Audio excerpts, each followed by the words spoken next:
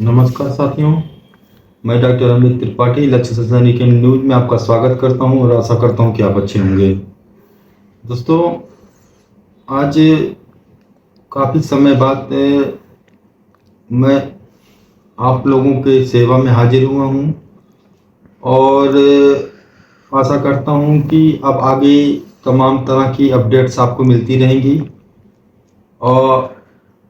और मेरे इस चैनल को लाइक और सब्सक्राइब करके हमारा हौसला बढ़ाएं और कमेंट करके अपनी राय दें। अब दोस्तों, अब आज बात करते हैं इजराइल और गाजा के बीच में। दोस्तों, इजराइल और गाजा का ये जो लड़ाई है, ये आप, हम और पूरी दुनिया इस बात को अच्छी तरीके से जानती है कि इजराइल और गाजा का ये लड़ाई आज का नहीं 1400 सालों से है और ये यहूदी प्लस मुस्लिम इनकी लड़ाई है। कोई कितनों भी कह ले और कोई कितनों भी सोच ले, या डोनाल्ड ट्रंप या अमेरिका या जो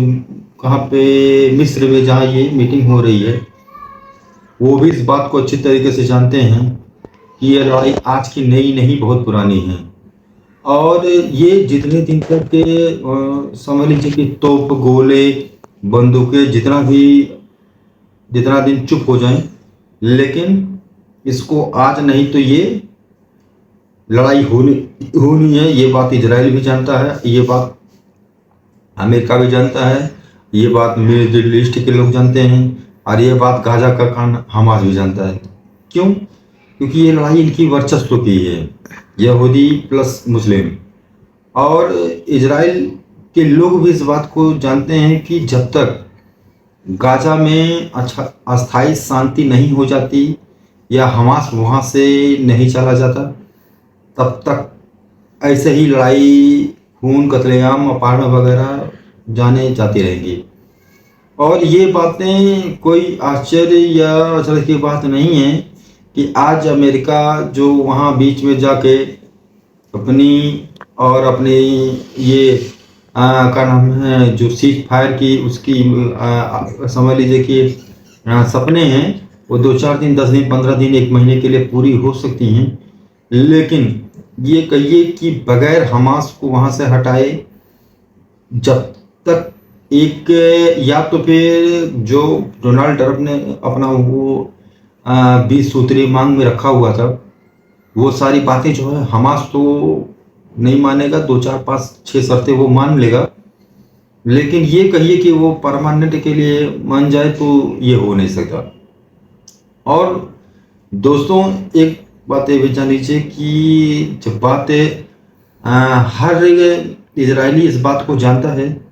कि गाजा का हर बंदा, फिलिस्तीन का हर बंदा अपने दिल में, और ये बात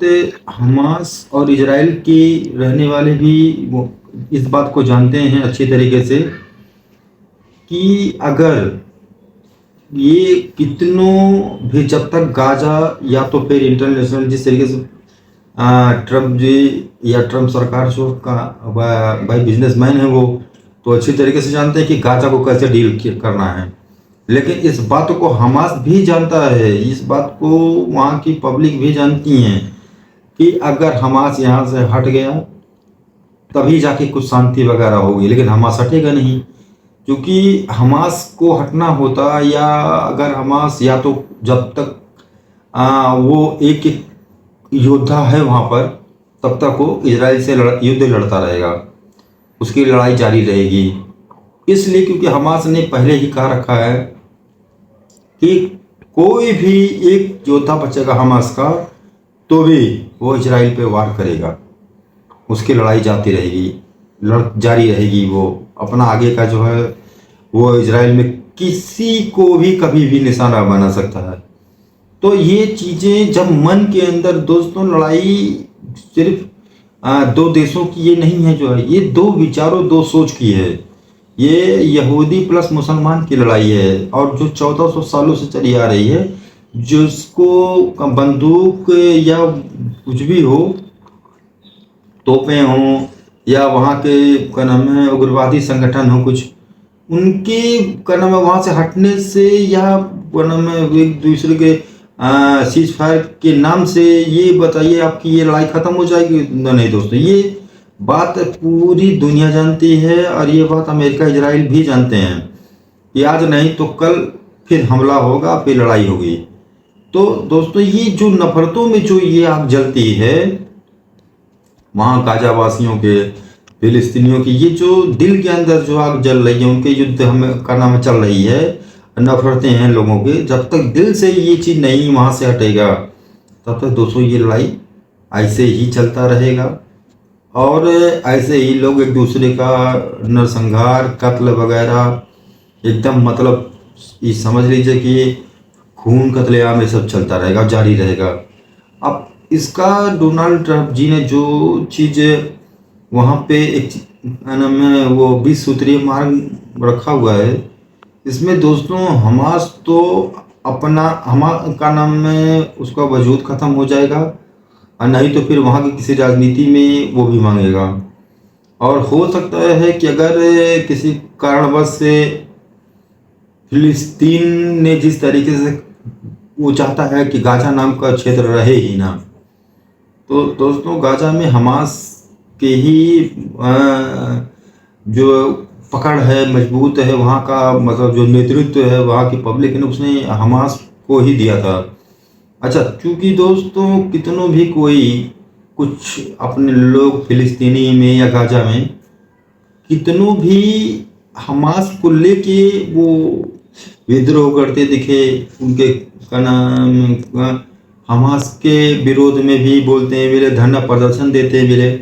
या उनकी जवानों पे कभी कभार अगर आया कि हमास को हटा देना चाहिए या हमास को वहाँ से हट जाना चाहिए, तो दोस्तों एक बात ये भी समझ लीजिए कि ये फिलिस्तीन के या गाजा के लोगों के दिल से नहीं, जुबान से सिर्फ निकल रही थी, वो भी इजराइल का मार पड़ने के बाद।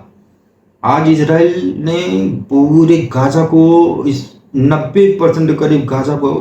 एकदम बराबर कर दिया, जो है कब्रिस्तान पूरा बना दिया जो है दोस्तों। इसको पूरा मलबा हटने में और सब कुछ होने में भी समय लगेगा और ये मान लीजिए कम से कम 8, 10, 15 साल, 20 साल पीछे कर दिया इजराइल ने, सारा जितना तो दोस्तों कब्रिस्तान बना दिया मार के गाजा वालों को। लेकिन इन सबके बावजूद भी कहीं ना कहीं दोस्तों, जो मैं आपसे एक अपने मन की बात एनालिसिस कर रहा हूँ कि मुझे मेरे मन में ये ख्याल आ रहा है बार बार कि अरे यार इसमें जीत किसकी हुई, इजराइल जीता है या हमास? और अगर जिस तरीके से दोस्तों, अगर मेरा एनालिसिस, मेरी अपनी सोच है जो मैं आप लोगों से बताना चाहूँगा कि अगर एक चीज़ देखा जाए तो इजराइल का इतना मोसाद, इतना मशहूर और इतना इंटेलिजेंस है, दुनिया भर के हर जासूसी तंत्र है और जो क्या नाम है वहाँ के मोसाद जो है क्या नाम है, समझ लीजिए कि उसके बारे में एक कहावत ना कि आप इजराइल में कहीं भी कुछ भी किसी एक आदमी को भी जो टच करिए वो 10 साल बाद मारेगा, लेकिन मारेगा जरूर। लेकिन ऐसा क्या हुआ मोसाद के तंत्र में, ऐसा क्या कमियां रह गई पूरी दुनिया के CIA सब में कि आज 2 साल से जो है इजराइल अपने पूरे बंधकों को नहीं छुड़ा पाया और न ही अपने हमास के जो का नाम है उस जो जरूरी जहां वो अपने बंधकों को लेकर जो है इजराइल के नागरिकों को लेकर वहां पे बंधक बना के आज 2 साल से रखा हुआ था। क्योंकि कहने के लिए तो बहुत सारे दुनिया भर में खुफिया तंत्र हैं जो इजराइल की मदद करना चाह रहे थे, अमेरिका के साथ जुड़ी हैं जो है, क्या वो का नाम है आज ऐसा क्या हुआ कि उनकी इंटेलिजेंस वगैरह जो का नाम है कुछ ही दूर पे जो गाजा के जो का नाम है कुछ ही दूर पे आज तक कोई भी तंत्र उनको ढूंढ नहीं पाई। तो दोस्तों इसमें वहाँ के जो गाजावासी हैं और जो हमास को आज भी सपोर्ट करते हैं, ये उनकी, क्योंकि इतना जान लीजिए अगर पब्लिक का सपोर्ट ना होता हमास के ऊपर या वहाँ की पब्लिक हमास को मन से या दिल से अगर नहीं चाहती, तो जान लीजिए कि एक हफ्ते में ही वहाँ की पब्लिक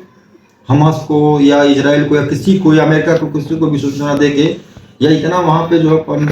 प्रोटेस्ट कर देती कि हमास को स्वयं झुकना पड़ता बहुत पहले ही। लेकिन दोस्तों वहाँ की पब्लिक ने भी एकजुटता दिखाया और हमास के प्रति अपना प्यार दिखा के ये तो साबित कर दिया कि हाँ भाई, वहाँ के लोग आज भी एक हैं और आज भी वो मन से हमास का सपोर्ट करते हैं। रही बात इजराइल का, जो है इजराइल तो अपने तरफ से इतना, हमास को भी ये बात पता है, ये बात हमास को भी पता है कि अगर पूरी तरीके से अभी 20 वो ये जो अभी मतलब अभी कल जो वो सौंपे हुए हैं, जो 20 अपहरणकर्ता जो 2 साल से हमास ने अपने कब्जे में लिया था इजराइल के, उनको तो जीवित बंदूकों को छोड़ दिया। लेकिन कहीं ना कहीं उनके मन में ये भी था कि अभी ये जो बेजान अभी कुछ बचे हुए हैं, जिसमें उनका क्या नाम है 100 लौटाना है, कोई 28 बता रहा है, कोई 20 बता रहा है। तो दोस्तों इस बात को हमास भी भली बात ही जानता है कि अगर पूरी तरीके से जब इजराइल को दे दिया तो इजराइल लगा के जो है क्या नाम है पूरा रोलर वगैरह ले जाकर पूरा गाजा जो क्या नाम एकदम पाट के रख देगा।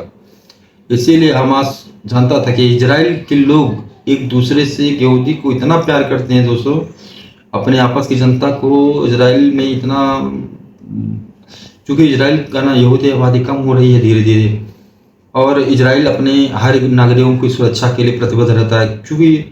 इजराइल ने वहाँ एक नियम है निकला हुआ कि आप दुनिया में कहीं भी यहूदी पैदा हों, लेकिन आप नागरिक इजराइल के माने जाएंगे। तो इसीलिए दोस्तों इजराइल में अपने यहूदी साथियों का या यहूदी संगठन में जो जातियाँ हैं उनको काफ़ी जो है रिस्पेक्ट देते हैं और काफ़ी मानता, मतलब समझिए कि मेरा कहना मतलब ये काफ़ी मतलब जो करना है वो देते हैं। तो यही सब चीज़ें सोच के दोस्तों इस बात को जानता था हमास कि अगर कुछ लोगों को गिरफ्त में रखेंगे तभी इजराइल को झुका पाएंगे। हालांकि इजराइल झुका तो नहीं है दोस्तों, लेकिन पता नहीं क्यों मुझे ऐसा लग रहा है कि इसमें कोई खेल चल रहा है। इसमें हमास सोच रहा था कि कहीं ना कहीं जो है उसको भी कहीं ना कहीं अंत समय पे ये डाउट या जरा सा भी जो है का नाम उसको कहीं ना कहीं ये डाउट हुआ, शंका हुई मन में जो है कहीं ना कहीं कि वो मृतकों को रोक के सिर्फ 20 जो है जिंदा जो थे उन लोगों को वापस कर दिया। और वो खुद इस बात को नहीं मानना कि वो बंदूक नहीं रखेगा, हथियार नहीं रखेगा और वो झुकेगा नहीं, सरेंडर नहीं करेगा। तो ये सारी चीज़ें उसने जो ये सब अभी अभी दोस्तों रखा हुआ है, ये सिर्फ हमको लग रहा है कि कहीं ना कहीं अमेरिका और इजराइल ये दोनों अभी चुपचाप बंधकों की जो का नाम है रिहाई आदान, चूँकि नागरिक थे, पब्लिक वहाँ की प्रोटेस्ट कर रही थी, जो उनके घर वाले थे, 2 साल कुछ होता है। तो इसीलिए नेतन्याहू को वहाँ के जो इजरायली सरकार है बेंजामिन नेतन्याहू, वो भी इस बात को दबाव महसूस कर रहे थे और उन्होंने इसीलिए थोड़ा सा झुकना मजबूर से उनका नाम है मंजूर किया। हमास भी चुका, ये भी चुके, दोनों लोगों में आज हो गया शांति। देखते हैं दोस्तों कितने दिन तक ये शांति चलती है और कितने दिन तक इजराइल अपने आप को शांत रखता है, कितने दिन तक जो है गाजा के कारण में ये हमास वगैरह शांत रखते हैं। लेकिन दोस्तों इसका सिर्फ एक ही सीधा सा मुझे लगता है कि ये बंधकों को छुड़ाने के लिए इजराइल और डोनाल्ड ट्रंप की आपस में जो है बातचीत हुई है। कि बीच में जिस समय वो वहाँ डोनाल्ड ट्रंप जी का नाम वहाँ अमेरिका में थे, गए थे, इजराइल के प्रधानमंत्री वहाँ गए, मुलाकात किए, बातचीत हुई लोगों में। फिर उसके बाद अचानक ट्रंप ने जो है का नाम है वो ऐलान कर दिया कि इजराइल और उनका बातचीत राजी हुए हैं। अच्छा, बीच में जब इजराइल ने हमास के ऊपर हमला करने के लिए कतर पे हमला किया, तो कतर जो है एक ऐसा क्षेत्र है कि जहाँ पे कभी भी कोई भी बात हो या कोई भी किसी को सुलह करनी हो या बातचीत जारी करना हो, किसी भी देशों में कितना भी दुश्मनी क्यों ना हो, लेकिन कतर दोस्तों एक ऐसा खाड़ी देश है, ऐसा देश है वो कि वहाँ पे हर कोई बैठ के अपना बातचीत कर सकता है।